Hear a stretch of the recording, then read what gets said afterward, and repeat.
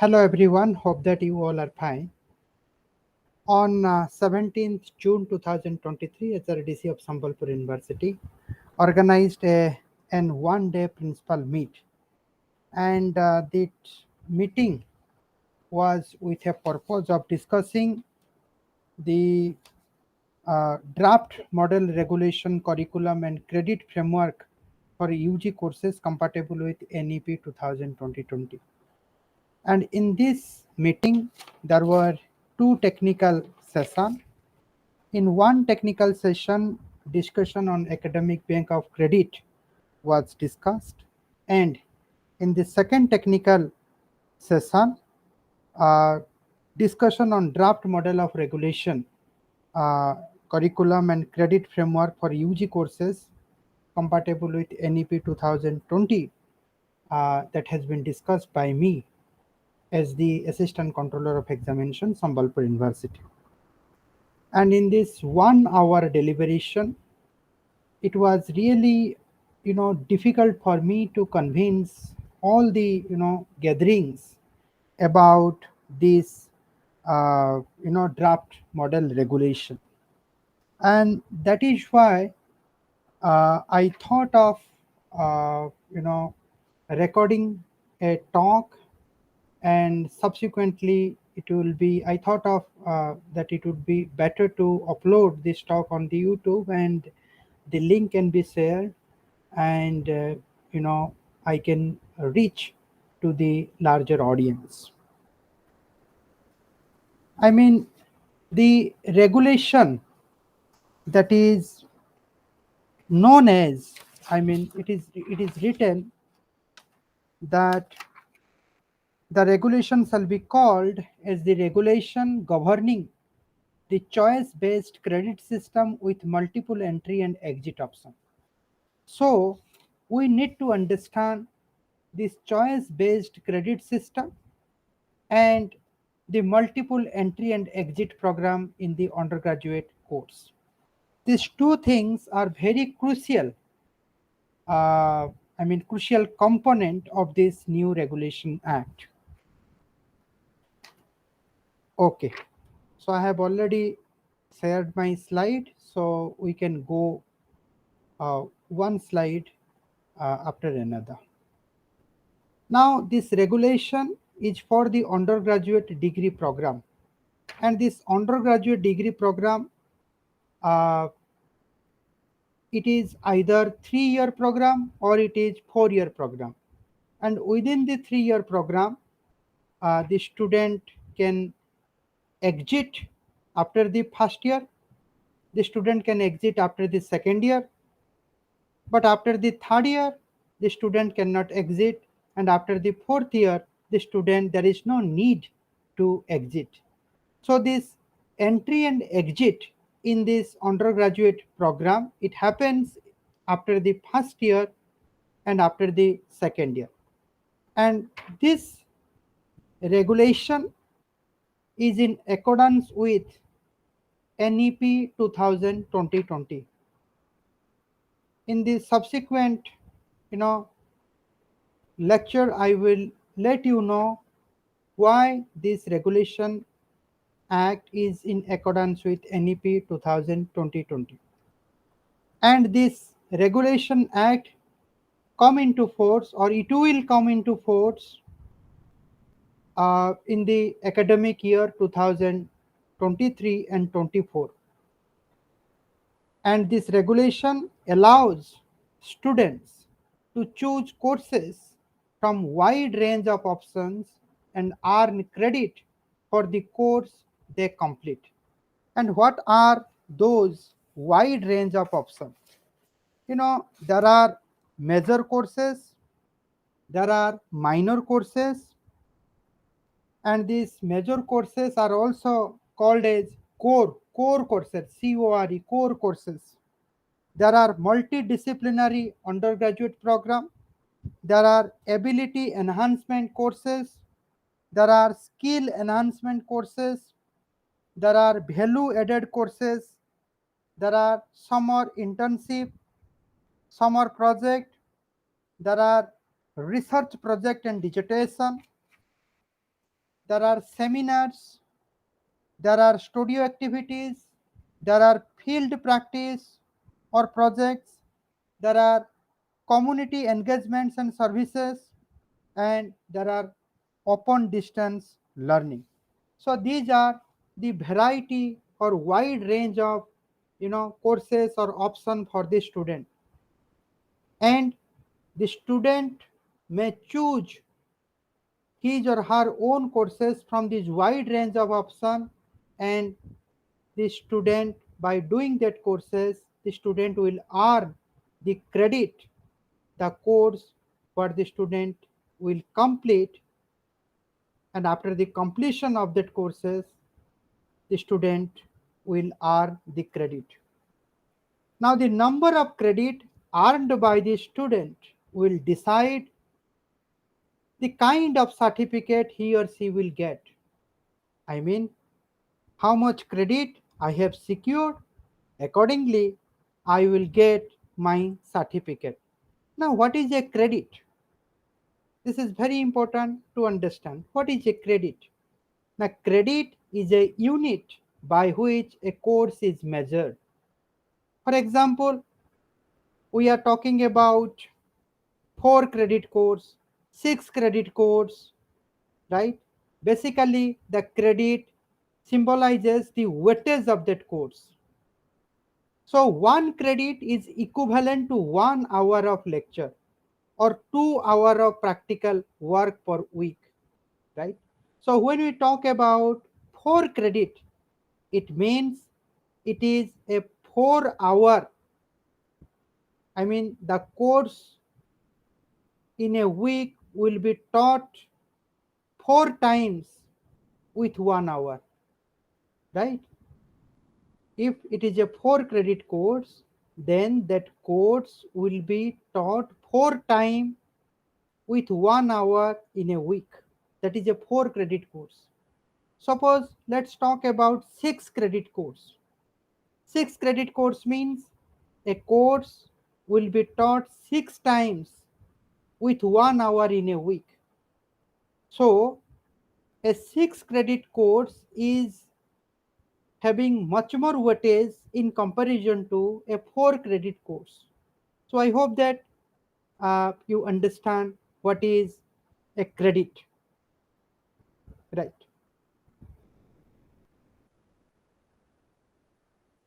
A4 credit course means 4-hour lecture on that course in a week. It is written. So I think we have already discussed it.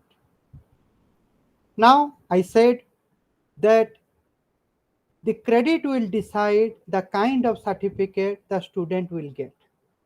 Now suppose the student is interested to leave the undergraduate course after completing the first year.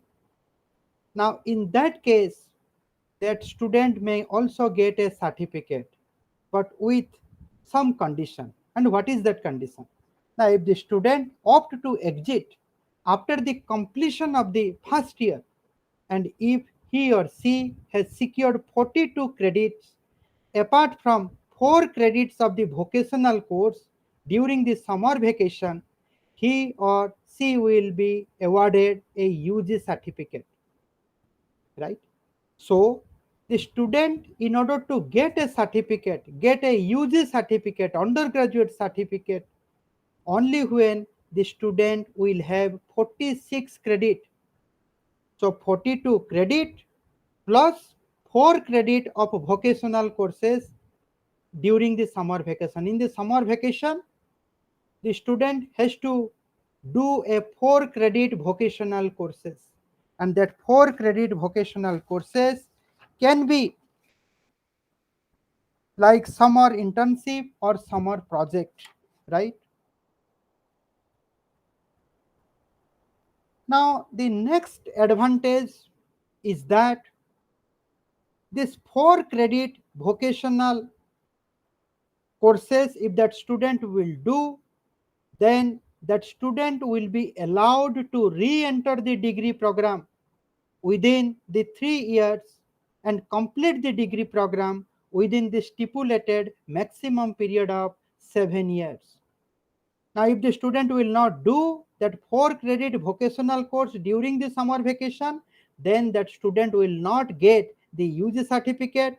The student will not be allowed to enter into the degree program, right?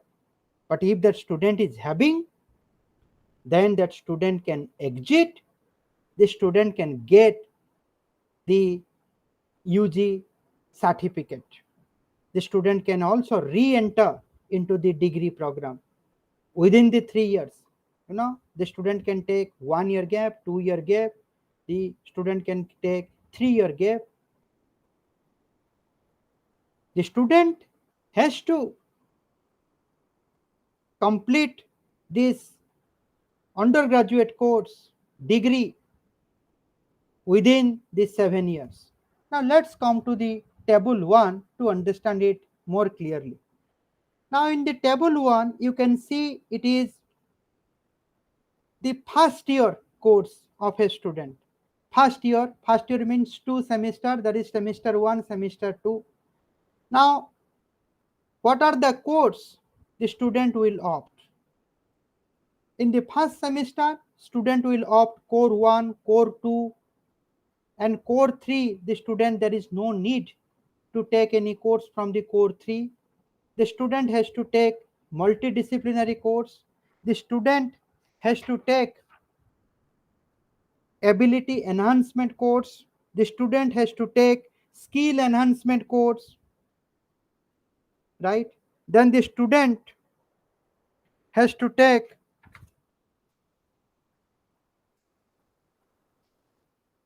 VAC. What is VAC? The student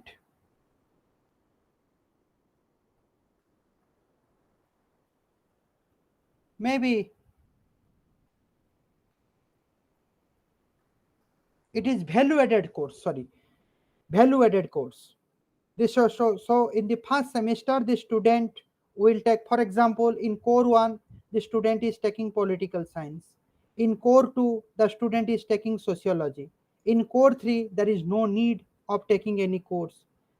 Now, the student has to take one multidisciplinary, subject or multidisciplinary courses, right? And what is a multidisciplinary courses? The multidisciplinary courses, all UG students are required to undergo 3 introductory level courses relating to any broad discipline or faculty offered by the university and colleges. These courses are intended to broaden the intellectual experience and form part of a liberal arts, science, and education. The university shall develop curriculum for multidisciplinary courses. Students are to be encouraged to opt for courses outside their discipline and faculty. So this multidisciplinary subject, it gives a chance to the student to go beyond their discipline and to have a general understanding of different subjects. So like that, there is ability enhancement courses, and this in the ability enhancement courses, the students are required to achieve competency in modern Indian language and English language with special emphasis on language and communication skill, not literary skill. Literature and linguistic courses shall be offered in the major core or minor core stream. I mean, in the ability enhancement courses, the student will learn modern Indian languages. Here, the student will not learn the literature, the theory part of it. The emphasis will be given on language and communication, right? So, like that, the student will select the skill enhancement courses, value added courses. Here, in the first semester, the value added courses is environmental studies and disaster management. There are different kinds of value added courses. For example, environmental studies and disaster management, ethics and values, understanding India, understanding Odisha, yoga, sports, fitness, NSS, digital and technological solution. And there is another value added courses, that is uh, you know a course that is designed by the university. It depends on the university. That university can also design any kind of value added courses, right? Now if you see the credit, now in the core one I said in the first semester the student suppose is taking political science, so one paper of 4 credit the student has to take. For example, one paper of political science, it will be taught 4 times with 1 hour lecture in a week. In core 2, I said, suppose the student has taken sociology. In that case, the student has to, I mean, go to the class 4 times. Uh, I mean, go to a class 4 times in a week. Uh, I mean, with 1 hour lecture, right? So in a week there will be 4 lecture with 1 hour in sociology. So if you see in the multidisciplinary courses, it is a 3 credit courses. That means in a week, 1 hour lecture. Uh, it will it will happen 3 times in a week, right? And the next is the ability enhancement courses. This is a 4 credit course. It means in a week 1 hour class will happen 4 times. So like that, in the end, the total minimum credit of the first semester, the student will get 21 credit. And like that, if you see the second semester, you will see the student will take uh, again political science 4 credit course. Political science, that means the student will take will attend uh, 1 hour lecture 4 times in a week. And in the core 2 there is no courses. In core 3 maybe the student will take the economics. Again, it's a 4 credit course. It means 1 hour lecture 4 times in a week. So like that, in the second semester also, the total minimum of credit the student will get is 21 credit. So overall, in the first year, the student will get uh, overall 42 credit, right? Now with this 42 credit, the student completes the first semester. Now the student may exit or may continue. If the student will continue, then student will continue uh, I mean from the 42 credits onwards, right? Suppose the student is interested to exit, then the student has to do a vocational courses of 4 credits for a certificate. Vocational courses.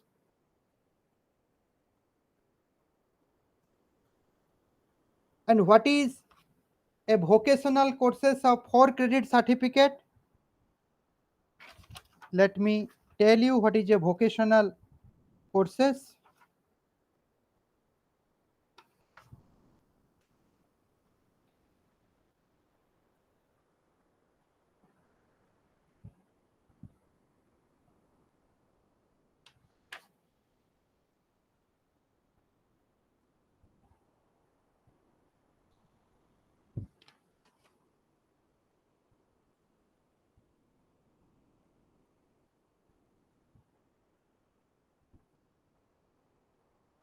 Maybe the vocational courses is summer internship or summer projects or the mock courses, right?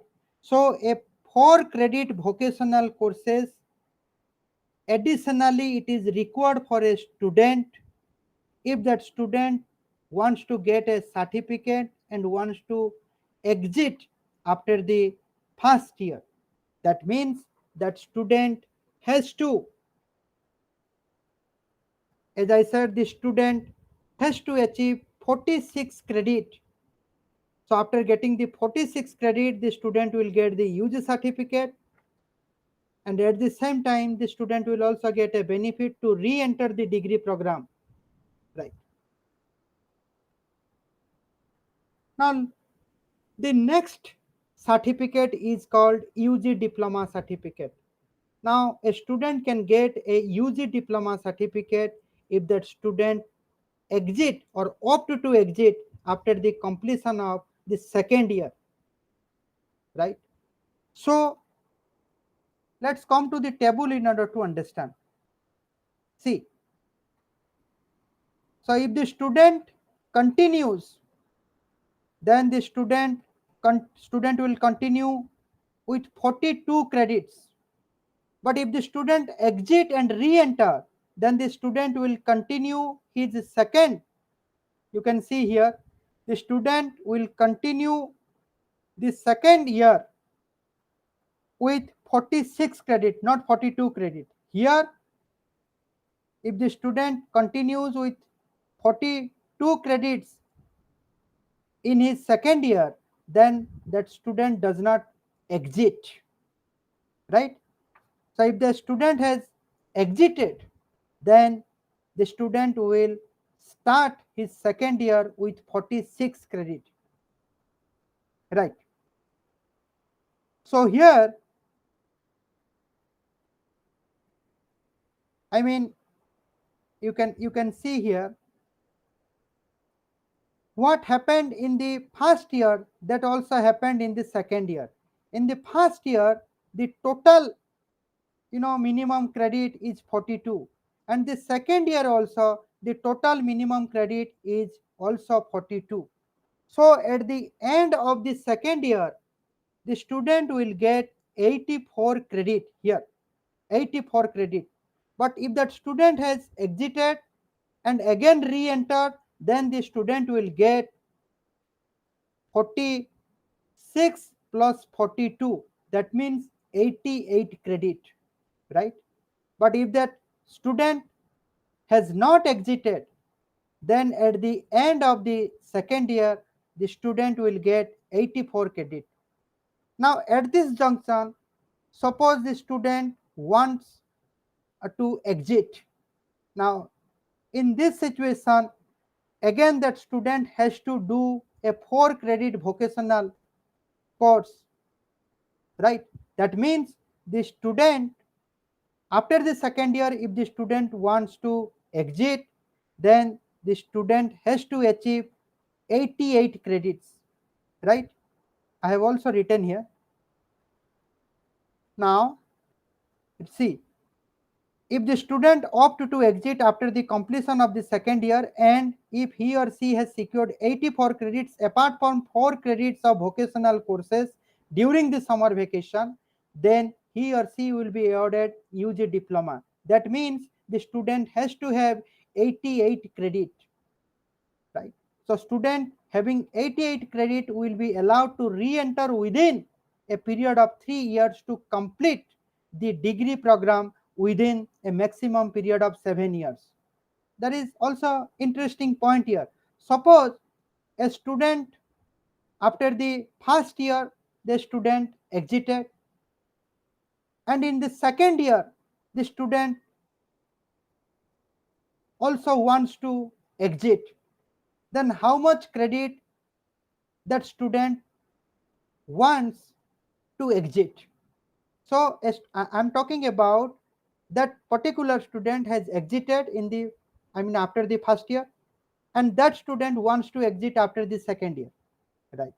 Now in that situation, that student requires not 80 credits, that student requires 92 credit. For example, the student who has exited after the first year, and when he joined after 1 year, then that student starts his second year with 46 credit, and in the second year he gets 42 credit. So 46 credit and 42 credit is equal to 88 credit. And again, if that student wants to exit, again he has to do a 4 credit vocational course. That means that student has to have uh, 92 credit in order to exit, right? So hope that you got a clear picture. Now, as I said in the beginning, this entry and exit in this regulation, it is there after the first year of the program or after the second year of the program, but it is not there after the third year of the program or fourth year of the program, right? Now, if that student will continue the 3-year courses and the student will complete the 3-year courses, then the student will get 3 kinds of certificate. That means there are 3 kinds of courses in the third year of the undergraduate course, and accordingly there are 3 kinds of certificate. And what are those 3 kinds of certificate? Now, the first is the 3-year degree course with single major, that is a certificate. The second certificate is 3-year degree course with double major, and the third kind of certificate is 3-year degree course with 3 core as minor or without major. So first kind of certificate after the 3 years is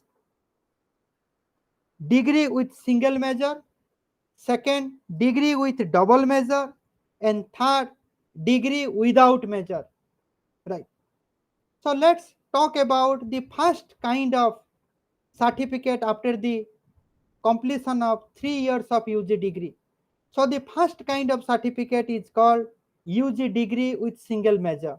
Now, if the student successfully completes 3 years with at least 126 credit with single major and 2 minor courses, then he or she will be awarded 3-year degree with single major, right? And the discipline or faculty of the student will be decided on the basis of his or her choice of first major. Let's come to the table in order to understand it. Now, if you see the third year means this is 5th semester and 6th semester. In 5th and 6th semester, as I said, there will be one major. If you see, there are four credit courses. In the 5th semester, there are 3 4th credit courses. That means in the core 1, the student is securing how much credit? 28 credit, right? But if you see the core 2, the student in the 5th semester, the student is having 4 credit course. But in core 3, there is nothing. In the 6th semester, in core 2, there is nothing, but in core 3, there is only 4 credit course. So overall, in the third year, you will find that the student is having, a major course as core 1. So in that major course, the student is having 28 credit. In core 2 and core 3, the student is having only 8 credit, right? So overall, if you see the, the credit of all these 3 years, you will find in core 1, the student has achieved 60 credit. In core 2, the student has achieved 12 credit. In core 3, the student has achieved 12 credit. In the multidisciplinary courses, the student has secured 9 credit. In ability enhancement courses, the student has secured 8 credit. In skill enhancement courses, the student has secured 9 credit. And in the value added courses, the student has secured 12 credit. And in community engagement services, fieldwork, internship, the student has secured 4 credit. And total credit is 126. So if the student, has achieved, let me go back, if the student has successfully completed 3 years with 126 credit with single major, when what is that single major? This is the single major. In the single major, core 1 is the single major. In that, the student has secured 60 credit, but the rest you will find there is no, measure. These are all minor. 12, 12, 9, 8, 9, 12, 4. These are not measure, these are minor. 60 is the measure. So that's why this degree is known as undergraduate degree with single measure, right? And what is important, the I mean the subject that student has taken as a core one, that will be that will be his discipline, or that will be his faculty, and subsequently the specialization of the student will come from his choice of core one, right? Then the second category of degree after the completion of 3 years of undergraduate course is known as 3-year degree with double measure. Now if the student has successfully completed 3 years with at least 150 degree credit with double measure courses, then he or she will be awarded 3-year degree with double measure. Let's come to the table number 4 straight. Now if you see the table number 4, this is uh, another kind of degree known as 3-year degree course with double measure courses. If you see this fifth and sixth semester, then you will find there are four credit course 16, there are three 4 credit course 12. It means that in the core 1 the student is achieving 28 credit, and in the core 2 the student, in core 2, if you see in the fifth semester the student is having uh, you know uh, 3 4 credit course and 3 4 credit course. In the fifth semester 3 4 credit course, and in the sixth semester 3 4 credit course. So in the core 2 the student is achieving 24 credit, in core 1 the student is achieving 28 credit. So that's why now in the multidisciplinary course there is nothing, in the ability enhancement course there is nothing, in the skill enhancement course there is nothing, and in the value added course there is only you can see one, I mean 2 credit, 1 credit, and 3 credit. That means 3 to 1 is equal to 6 credit, right? So that's why you can see that in the core 1 and core 2 the maximum credit belongs to core 1 and core 2. That's why it is a double measure course, right? Now you can calculate it. This is 16 plus 12. 16 plus 12 is equal to 28, then 129. You can see 29 here, and in the sixth semester you can see 12 plus 12 24.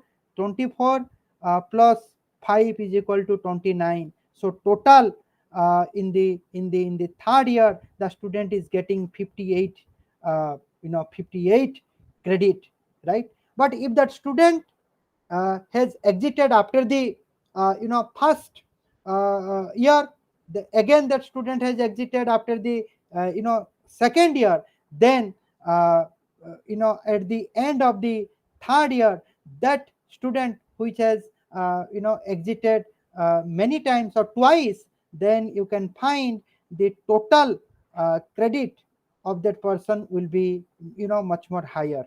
It will be more than 150, the total minimum credit, right? So overall you can find that in the core 1 the student is achieving 60 credit, in core 2 the student is achieving 40 credit, in the multidisciplinary course the student is achieving 9 credit, in the ability enhancement course the student is achieving 8 credit, in the uh, skill enhancement course the student is achieving 9 credit, in the value added course the student is achieving 12 credit, and the community engagement and service field work internship the student is achieving 4 credit, and total credit is 150. So the student has to secure 150, and here you can see in this 150 credit, out of 150 credit the student has secured 60 plus 48, that is 108 credit in core 1, core 2. That's why this core 1 and core 2 becomes the major courses. It's a double major courses. So if the student is secures such kind of credit with one, total credit 150, then the student will be given this 3-year degree course, double major course. Right. So let me take a break, then I am coming back.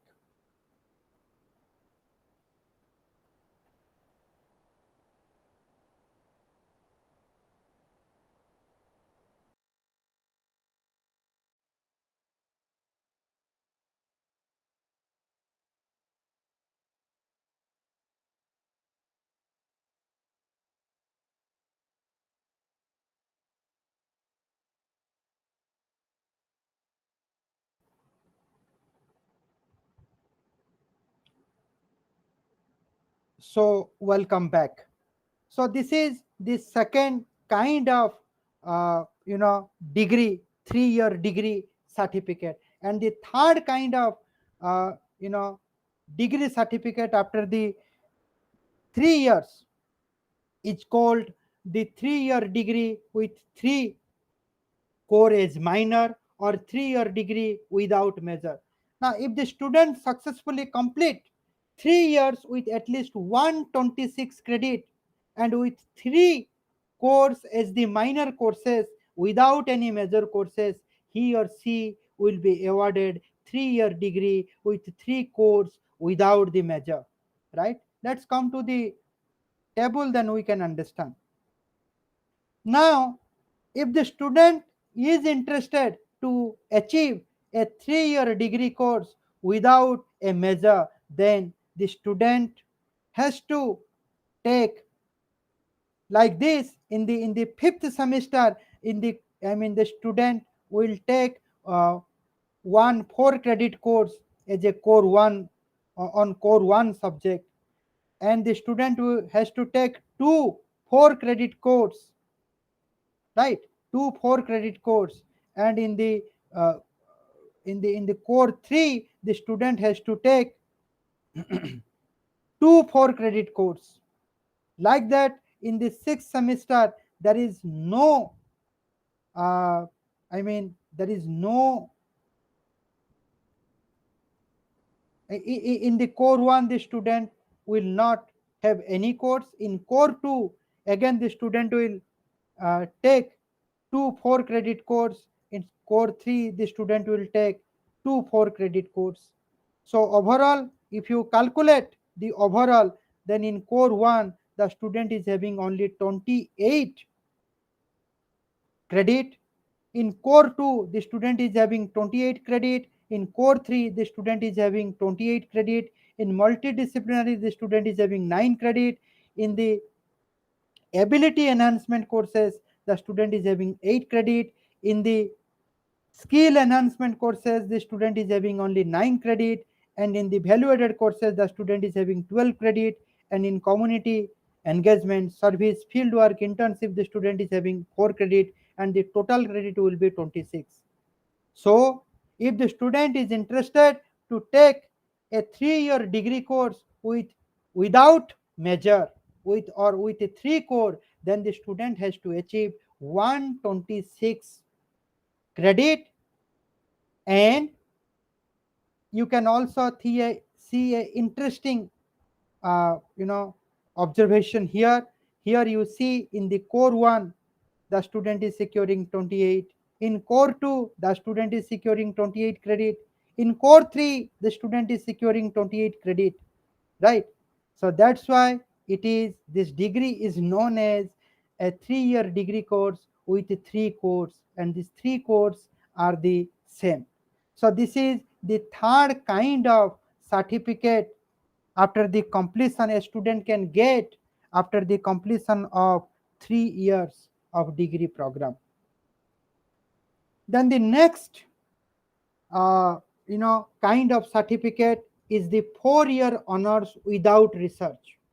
4-year honors without research. Now, in order to get such a certificate, the student has to complete the 4-year degree program with at least 166 credit. If the student is having 166 credit, then such a degree, UG honors, I mean, UG honors degree in major discipline will be given to him, right? So come to the table number 6. Now in table number 6, you can find the student has started his 4th year of degree program. The student has started the 7th semester. Now in the 7th semester, the student in the core 1, the student is having, four credit course, and in core 2, the student is having 1 4 credit course, right? And in the 8th semester, again in the core 1, the student is having 4 credit course, and in the core 2, the student is having 1 4 credit course. So overall, in the core 1, the student is securing 32 credit, and in core 2, the student is securing only 8 credit. So and there is no, I mean, the student, there is nothing in core 3 or multidisciplinary AEC, SEC, VSC or community engagement. There is no need for the student to take any other courses. Now, if you see the core 1 and core 2, and if you add it, then the student is achieving 40 degree. 40 degree. That means here the core 1 is becomes the honors of the student. In the core 1, out of 40, in core 1, the student is securing 32 credit, and in core 2, the student is securing only 8 credit. So that's why this course is known as 4th year honors, because this core 1 becomes the honors. 4-year honors without research. The degree name is 4-year honors without research, with major and minor. This is the major and this is the minor, right? This is the name of the 4th year honors degree without research. So overall, if you will see that in the core 1, the student is securing 92 credit. In core 2, the student is securing 20 credit. And in core 3, the student is securing 12 credit. In the multidisciplinary, the student is securing 9 credit. In the ability enhancement courses, the student is securing 8 credit. In the skill enhancement courses, the student is securing uh, 9 credit. In value added courses, the student is securing 12 credit. In the community engagement, the student is securing 4 credit, and the total credit is 166. Out of 166, the student is securing 92 credit in the core 1. So that's why, again, this name of the degree is called a 4-year honors without research. So this is the, 6th category of degree, and there is a 7th category of degree that is known as 4-year honors with research, right? Now, a 4-year honors with research, such a degree a student can secure, I mean, a student can get if that student has secured 166 credit, including 12 credits from a research dissertation. Then he or she will be awarded undergraduate degree honors and research. That means the student will not achieve 166 credit plus 12 credit, not. The student has to achieve a 12 credit from a research dissertation, and that 12 credit is already part of 166 credit. If that student is having 12 credit, then the student will get a degree, a 4-year honors degree with research. Now, who can do the research? It's not that everyone can do the research. I mean, the student who have secured or who has secured 7.5 CGPA or above in the first 6 semester or in the first 3 years, he or she may undertake research at undergraduate level if they wish. So there is no force. If they wish, they can take or they can undertake a research at the undergraduate level, and they can achieve 12 credit. And they are required to do a research project dissertation under the guidance of a faculty member of the institution, right? That institution must have a faculty guide that student for his or her dissertation, right? And the research work will start in the 6th semester and it will continue in the 7th semester, but the credit will be awarded in the I'm sorry, the research work will start in the 7th semester, it will continue in the 8th semester, and the credit will be awarded in the 8th semester, not after the 7th semester. And what is important here? Here it is advisable to the student, in the 8th semester to publish a paper or to present paper in seminar or conferences, right? It is not mandatory, but it is advisable, it is desirable for a student to publish a paper out of his project dissertation or to present paper in different seminars.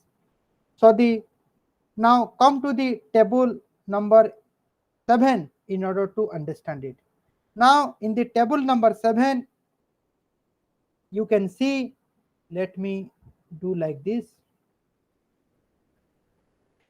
In the table number 7, look at the 7th semester. Now if a student is interested to get a 4-year honors with research degree, then the student has to take 3 4 credit course in the core 1, and in the core 2 the student has to take 2 4 credit course.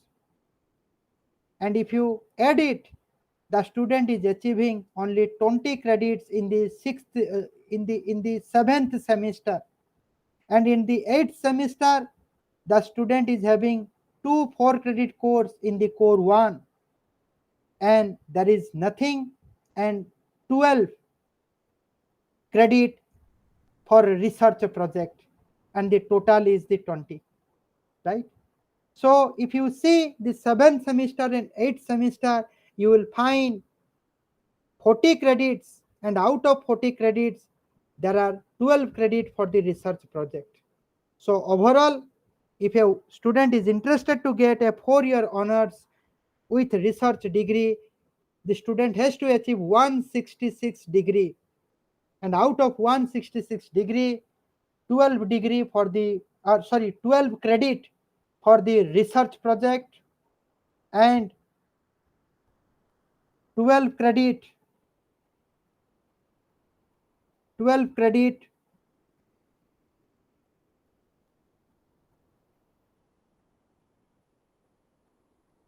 in the value added courses,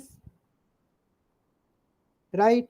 Then the 9 credit in the skill enhancement courses, then ability enhancement courses, there are only 8 credit. Then the multidisciplinary courses, there is only 9 credit. In core 3 there are 12 credit, in core 2 20 credit, and in the core 1 84 credit. Now the name of that degree is based on the core 1 and the research, the research, what I will say, uh, let me, research project. So that's why such a student is securing, and why it is called the 4th year honors with research degree, because 84 credit the student is having in the core 1, and there are 12 credit the student has achieved in the research project. That's why the name of the degree is 4-year honors with research degree. So let me take 1 minute break. I'm coming back.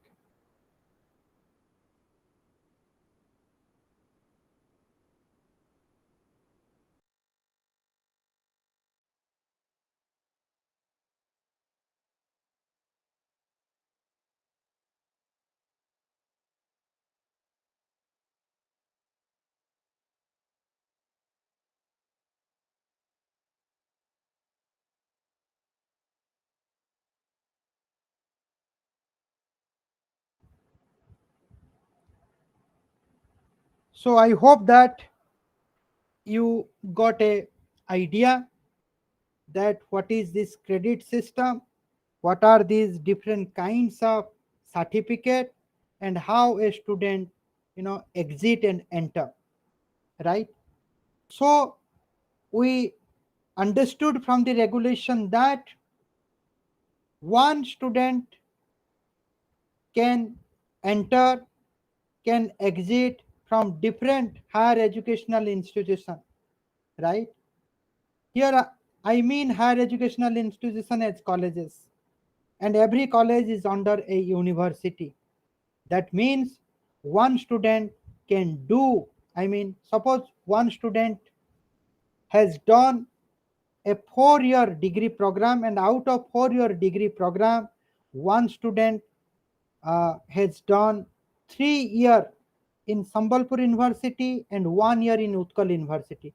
Now, in such a situation, who will provide certificate to that student? Sambalpur University will give, or the Utkal University will give. Now here the regulation says that the university where a student has earned at least 60% of the total credit. Suppose a student is achieving a credit.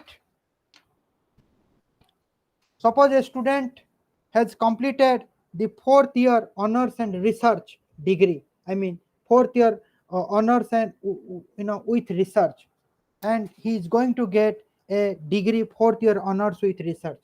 So the student has to achieve 166 credit or more than it. If that student has exited 2 times, then the student, the minimum credit for getting this degree, it will not be 166, it will be more than 166. So I'm not going to that aspect. Suppose out of 166 credit, what will be the 60 percentage of credit? What will be the 60 percentage of credit? So let me calculate it and let me tell you.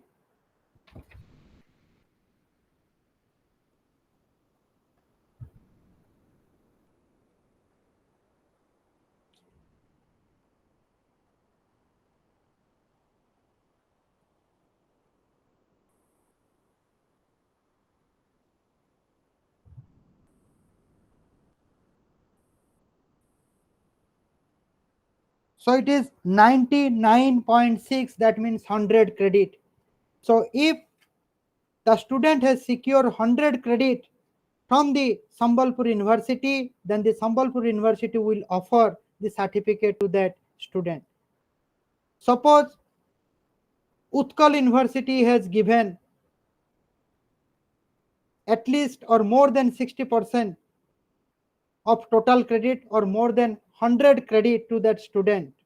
Suppose Sambalpur University has given 65 credit and Utkal University has given 101 credit, then Utkal University will give or issue the certificate to the student.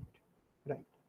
So far we understood that this regulation allows the student to complete a 3 or 4 year courses within 7 years from the date of admission. And this regulation says that under no circumstances the candidate will be allowed to reappear, or the candidate will be allowed to appear the backlog exam beyond this specific period. After the 7th year, the student cannot be allowed to appear the backlog exam, right? So within the 7 year, the student has to successfully complete the course. And we understood from this regulation that the UG course, the undergraduate course, will extend over 4 academic years, that is 8 semesters. However, the student can have multiple exit and multiple entry. The student can also take the 3 year degree and the student can also stop. The student can also continue the 4th year with research and without research. Right. So moving to the next slide. Now, this regulation allows a student to transfer himself or herself from one higher educational institution to another beyond the admission period. Admission is over, but still then one student can move from one college to another college, from one university to another university. However, there are some conditions, and there are 4 conditions. First condition is that higher education institution must not exceed the sanctioned strength of the seat. Student, if that student wants to go to a college, but in that college the sanction strength is filled, there is no vacancy, then the student cannot go. So the college must not exceed the sanction strength of seat, then only the student can go to that institution. Second, availability of same combination of subject in both the higher education institution, right? The same subject must be there in both the higher educational institution. And the third condition, attendance shall be combined in the case where one semester is pursued in 2 colleges. Suppose a student,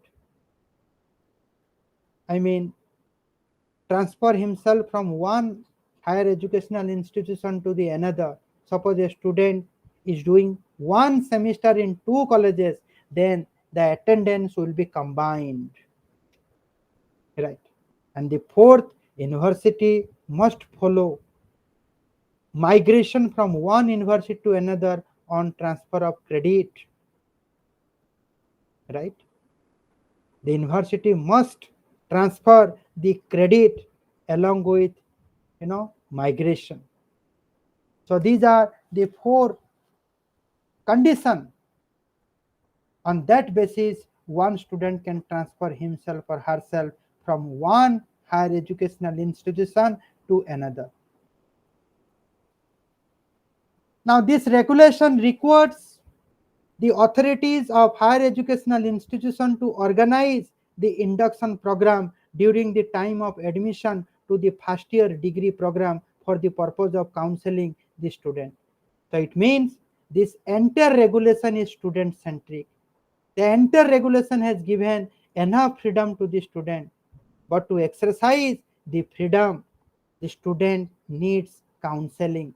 And it is the responsibility of the higher educational institution to organize induction program.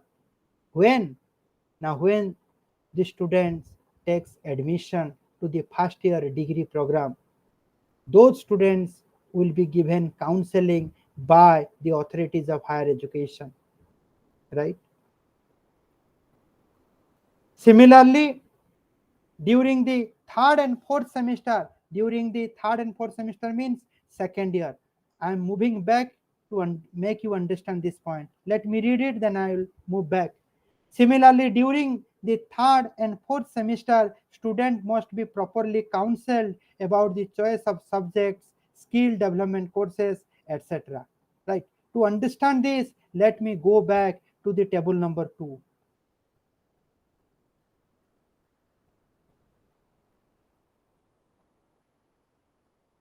Now, in the table number 2, counseling is required because the student will decide what course he has to take in the core 1, because in the core 1 there are 24 credit. Now, from the second year onwards, the student is having the concept of his specialized area or honors or major. That's why the student requires counseling. What course the student will take as a core 1 subject? What course in the core 2 category student will take? What course in core 3 student will take? Right? So in the third semester or in the second year, third semester or second year, the student requires a kind of counseling. I'm going forward. Right. So that's why the authorities of higher education must do the induction program in the beginning. in the third and fourth semester, they must counsel the students about the choice of subjects, skill development courses, etc. Right? And during the admission to the sixth semester, that means fourth year, counseling is required. Sixth semester means no, third year. During the admission into the sixth semester, counseling is required regarding research project, because in the seventh semester research they will start a research project. I mean those who are interested to do research, those who have secured more than 7.5 CGPA, they are allowed to do a research project. But during the sixth semester they will be given counseling, because from the seventh semester the student will start the research project. So much before it, an idea about the research project must be given by the authorities of higher education. So that's why this regulation says that a course counseling cell must be created in each higher educational institution. In each colleges and universities, a course counseling cell must be there. And what is the job of course counseling cell? The job of course counseling cell will be to provide proper information to the student for admission on available subjects in their institution. So, authentic information that cell must provide to the student. Right? And this regulation requires all higher education institutions to upload the subjects available in their respective institution. That means the college must upload the subjects that is available in its institution with sanction strength on their website. Right. Moving to the next slide. Now, the regulation requires all higher educational institutions, universities, or autonomous colleges to register itself in the National Academic Depository and upload required information from time to time. What has been already dealt by in the technical one session given by Mr. Ravi Pandey, the journal coordinator, uh, National Academic Depository, and ABC. Right. He has already said it, how and why the higher educational institution must register itself in the National Academic Depository. The students admitted in the first semester must register to the universities through their institution and register for first semester exam by depositing the required examination fee during the time of admission. So the rules has clear cut mentioned about that when the student will deposit the required examination fee for their first semester exam. And this rules also speaks, or the regulation also says, that it is mandatory for all students to register themselves with academic bank of credit and upload required information.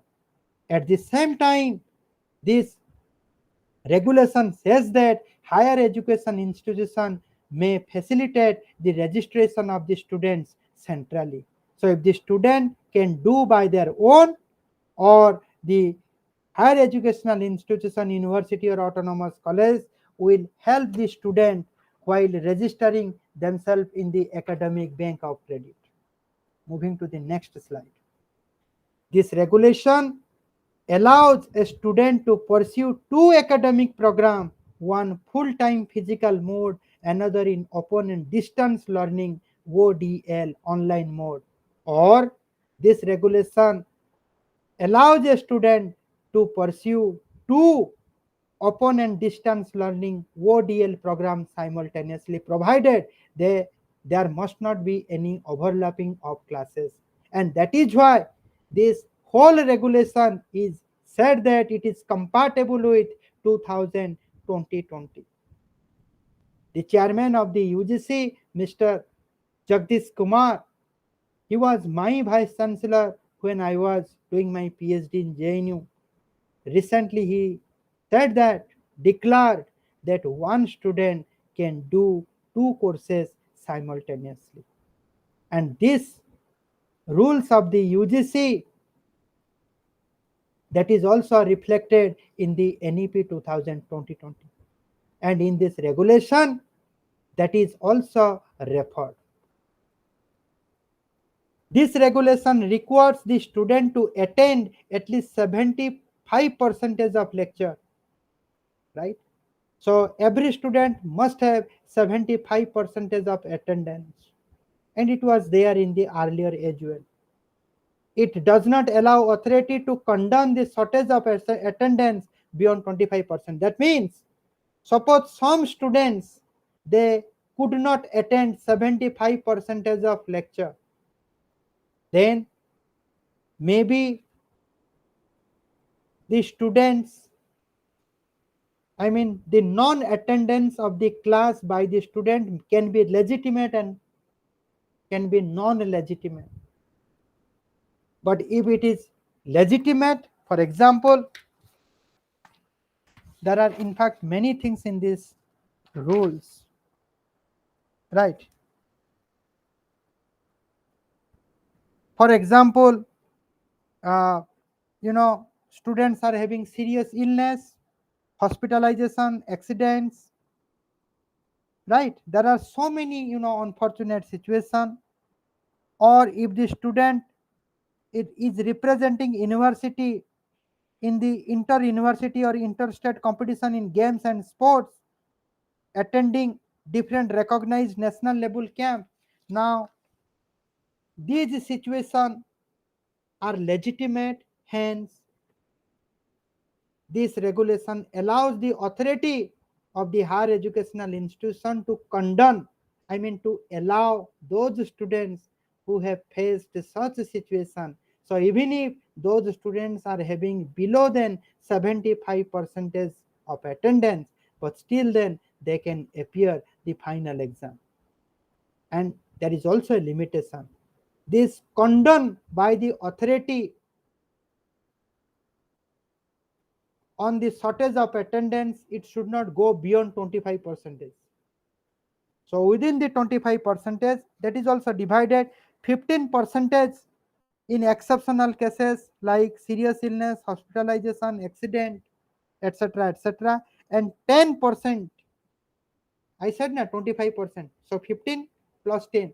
So 10% thus condoned will happen if the candidate or if the student is representing university or state, if that student is busy in games and sport. Right.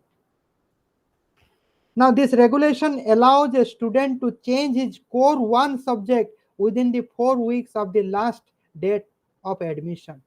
Suppose, for example, if a student has wrongly opted a course as his core one subject, and later on he or she found that he was wrong and he was interested to change, what that student will do?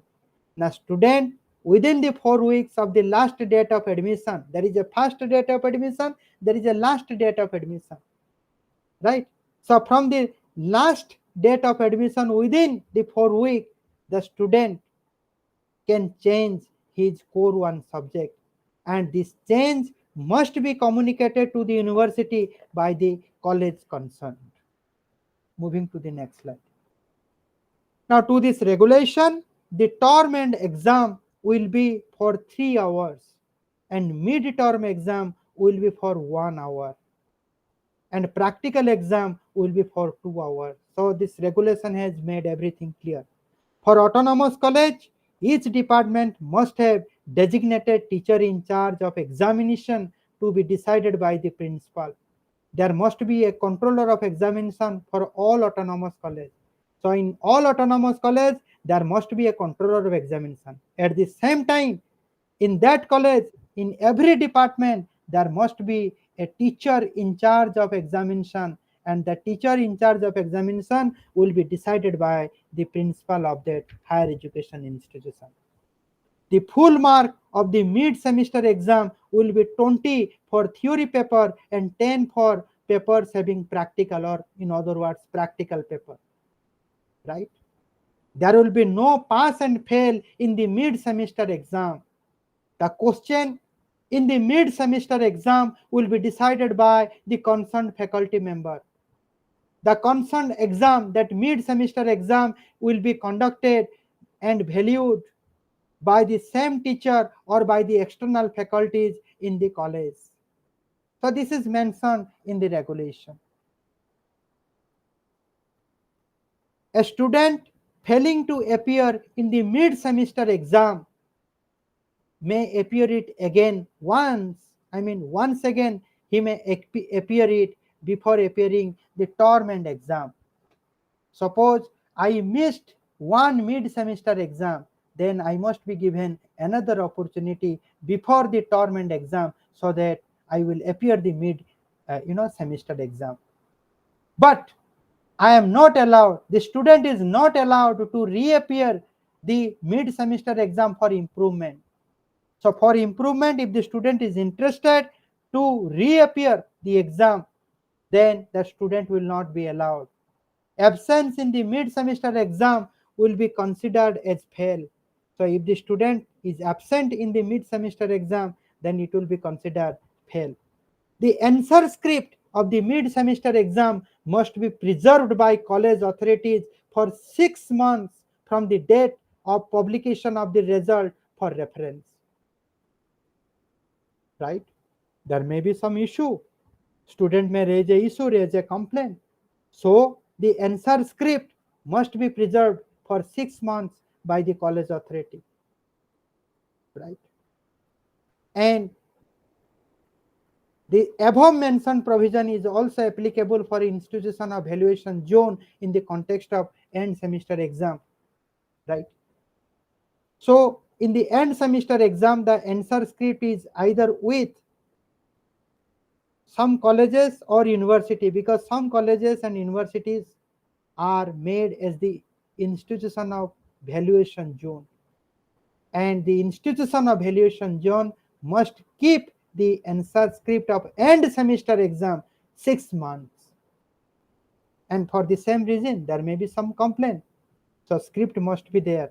So preserving that answer script is the must.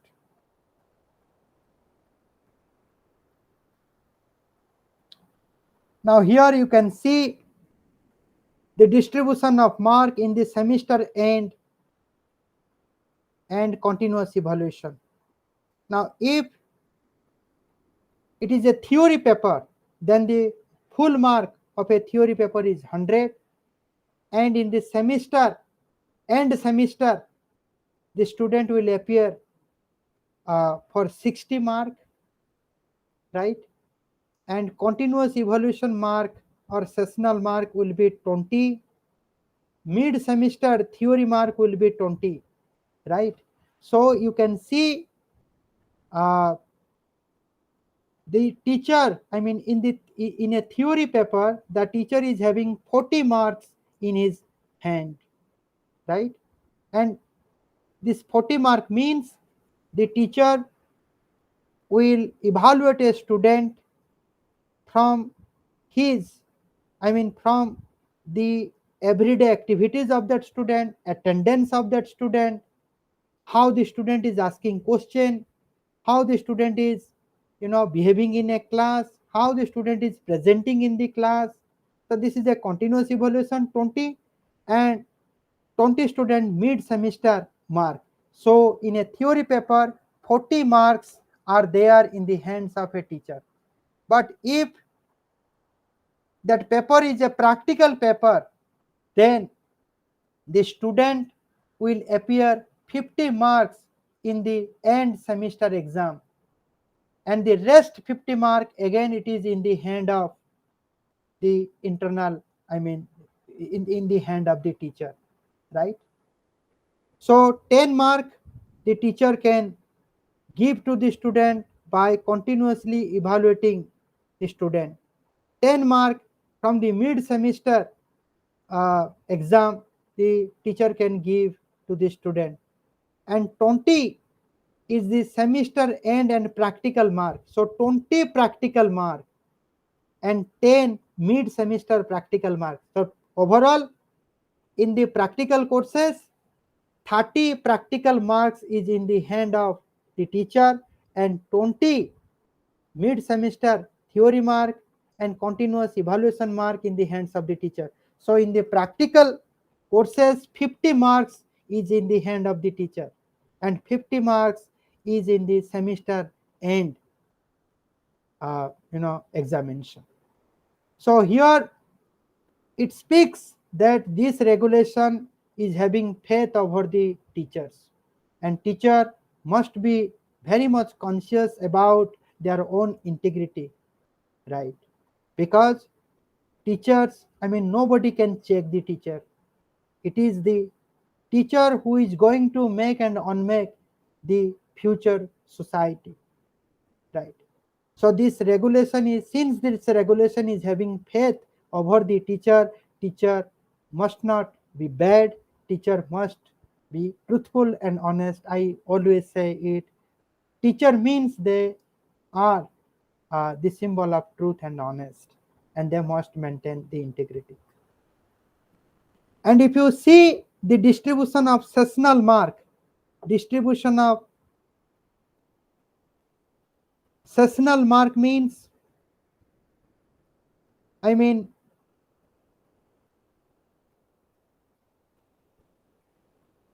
continuous evaluation mark or the sessional mark. In the theory paper there is 20 and in the practical paper there is only 10. If you see this column, this is sessional mark. Out of 20, how to evaluate the student out of 20? Now if the student is having 90, attendance above the 95 percentage, then the student will get 5 marks.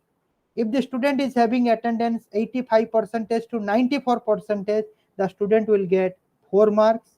If the student is having 75 percentage to 84 percentage, the student will get 3 marks.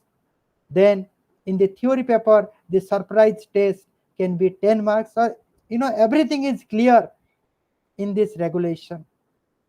It is this column is all about how to give the sessional mark and 5 mark assignment presentation in the class, right? And here the examination question pattern of the term and examination. Here there is a spelling mistake, it is not A and D, it is E and D. Now here the question paper will have three parts. Now let's come to the theory paper. It is theory paper, this is practical paper. Now in the theory paper, the student has to answer 10 2-mark question. 2-mark question 10, right? And for 2 mark, the student has to write 50 words. And here the student has to deal with 4 marks question. And to get 4 marks, the student has to write the answer with 200 words. And here the student has to answer 5 marks question, and to get 5 marks, the student has to answer with 500 words, and total is the 60. I am dealing the theory part. You can also apply the similar thing to understand the exam question pattern in the practical papers. I am not dealing that. And here this is the grading system. If the student has secured 95 percentage to 100 percentage, then the student will get 10 grade. This is called outstanding, and you can see it. Again, I will not say it. You can see it, you can view it again and again, and you will have an idea over it. Now there is a grace mark system. Now grace mark in a single paper to pass in a semester should be 2% of total mark to maximum 5 marks. So beyond 5 marks, grace mark cannot be given. And rechecking, here rechecking means re-edition. Now rechecking of a paper by a student must be applied within the 15 calendar days from the date of the publication of the result, right? So within the 15 days from the date of the publication of the result, a student has to apply for rechecking, especially free re-edition, and within 45 days the student will be intimated. there will be no re-evaluation process of answer script. But in case, when I'm saying this regulation does not allow does not allow re-evaluation, re-evaluating the answer script again, this speaks how this regulation has trust or faith over the teacher. I'm repeating it because we need to, if the regulation is having faith over us, we must faithfully execute this regulation, and we should not violate the spirit of this regulation. There will be no re-evaluation of the process of answer script, but in case there is serious irregularities in the evaluation, and if the student has claimed marks more than 10% of the total mark of a paper, suppose the student has secured 80 marks out of 100, but the student is securing 90 plus mark, then the answer book or the answer script will be placed before a high level committee, and this high level committee is of 3 members. One member is from the examination committee, one member from the board of conducting examination, and one member will be a subject expert. If the new mark awarded by the committee will be more than 5% of the total mark, then the new mark is to be accepted. It means if the high level committee finds that the concerned teacher has done a blunder and there is validity and reliability in the claim of the student, suppose the student has claimed a 10 percent increase in his mark, but if the committee finds that there is more than 5% increase of mark, then the new mark will be given, otherwise that old mark will continue. For example, let me give you an example you can understand. Suppose the student is demanding that I will secure 92, but he has secured only 80 marks, right? Now demand the student is demanding 12 more marks, and from that, if the committee finds that the student is deserving 7 mark, then that 7 mark will be added. And if that committee feels that the student is deserving 4 additional mark, then that 4 additional mark will not be added, the student will get only 80 marks. Again, this says that this regulation respects the evaluation of a teacher, right? Now, the scheme of evaluation for every paper must be prepared by the members of board of conducting examiner, which will be supplied to the valuation zone by controller of exam before the evaluation. I think this provision is also there in the earlier regulation. Examiner is solely responsible for maintaining all records to justify his or her evaluation. Examiner is responsible. Neither principal nor the management of the college has the right or power to change the mark awarded by a teacher in the mid-semester exam. If the principal is convinced about the biasness of the teacher in the evaluation, then the principal will form a committee where the teacher concerned will be a member for review. The teacher concerned must get a chance to justify the mark whatever he has given. The decision of the committee will be final and binding. No single teacher must be appointed as an internal examiner of all practical subjects, because if the single teacher will be appointed as a permanent internal examiner of all practical subjects, then it may lead to uh, you know it may lead to a kind of corruption. I will say that it may lead to a kind of corruption. So that's why this rotation principle must be applied among the teachers of the department. Every teacher will get a chance to become the internal examiner of all practical subjects. Every student will be issued a university registration card at the time of admission. The number of card, the number of the card is necessary. I mean, the number mentioned in the registration card is necessary for the student for all his or her examination and his or her eligibility to attend the class in a college. So that university registration card, it is very much essential for the student if that student will appear the exam, if the student will attend the classes.